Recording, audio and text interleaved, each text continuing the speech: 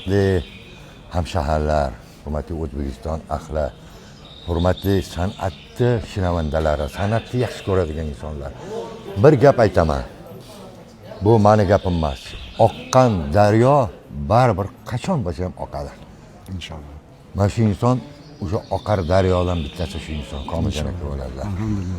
Bu inson, men hozir gaplashdim 89-90-yillarda men bularni taniyman, faqatgina salom alik qilmaganmiz xolos. San'atlarni, bu san'atlardan bahramand bo'lganmiz. Mayli orada ozgina uzilish bo'libdi, mana yana san'atga qaytdilar. Men xursandman. San'atga qaytgan insonning yuragida hech qanaqa kir bo'lmaydi. İnşallah. Men Komiljon aka, san'atni davom ettiringda, xalqning duosini olingda, xalqni suygan hofizga aylanib yuravering. İnşallah. Allah olasın. Sizga mana motivatsiya bergan Otabekmi? Ukangiz bo'lsa ham, yosh bo'lsa ham, bir yoshchi bir kattani gapini ol deyishadi-yu.